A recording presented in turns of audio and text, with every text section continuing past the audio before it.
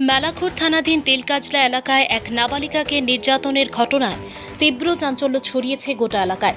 অভিযুক্ত পিন্টু ঘোষের দৃষ্টান্তমূলক শাস্তি ও অবিলম্বে গ্রেপ্তারের দাবিতে এবার সরাসরি মাঠে নামল হিন্দু নাগরিক সমাজ। আজ সংগঠনের রাজ্য প্রেসিডেন্ট অরুণ হালদার মেলাঘর থানা এবং চাইল্ড লাইনের প্রতিনিধিদের সঙ্গে নিয়ে নির্যাতিতা নাবালিকার বাড়িতে যান। তিনি ভুক্তভোগী পরিবারটির সঙ্গে দীর্ঘক্ষণ কথা বলেন, তাদের পাশে থাকার আশ্বাস দেন এবং সান্ত্বনা জানান।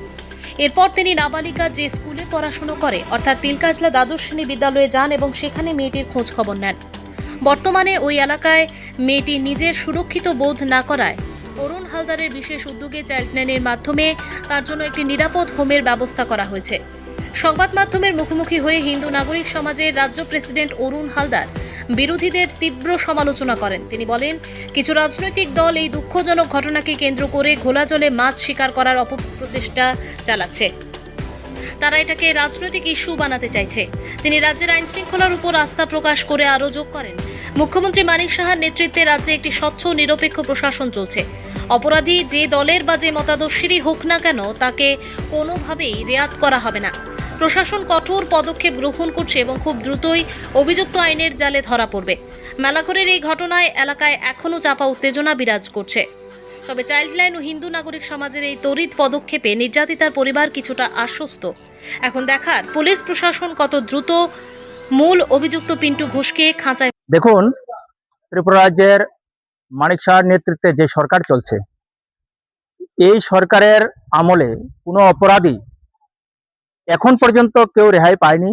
আর এই তেলকাজলার যে নাবালিকা কন্যা 14 বছর 6 মাসের এই স্কুলের ছাত্রী, তার সাথে যে কুকর্ম করেছেন পিন্টু ঘোষ, প্রমোদ দেবনাথ এবং বানিয়াছড়ার নারায়ণ সিনহা, তিনজনের মধ্যে দুজন আমাদের মেলাঘর পিএস এর যে ওসি স্যার, ওনার নেতৃত্বে গ্রেপ্তার হয়ে গেছেন।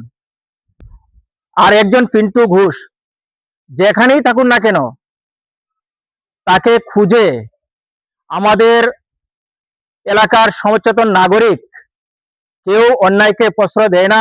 ন্যায় পাওয়ার জন্য যতটুকু দরকার মেলাঘর পিএস কে সহযোগিতার হাত বাড়িয়ে দেব এবং অতি সত্বর যেন পিন্টু ঘোষ গ্রেপ্তার হয় এবং অপরাধীর যেন উপযুক্ত শাস্তি হয়, তা দেখে যেন কেউ এই ধরনের কুকীর্তি এবং কুকাণ্ড এবং কুকর্মের সাথে লিপ্ত না থাকে, একটা নজির হবে।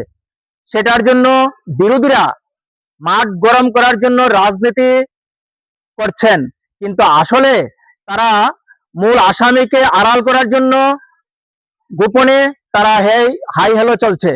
কিন্তু এই ধরনের নাটক আমরা দীর্ঘ বছর ত্রিপুরা রাজ্যে দেখেছি। আমাদের ভারতীয় জনতা পার্টির সরকার, যিনি মুখ্যমন্ত্রী মানিক সাহা, যা বলেন চলার পথে কর্ম তাই করেন, দ্বিচারিতার সাথে উনি কাজ করেন না।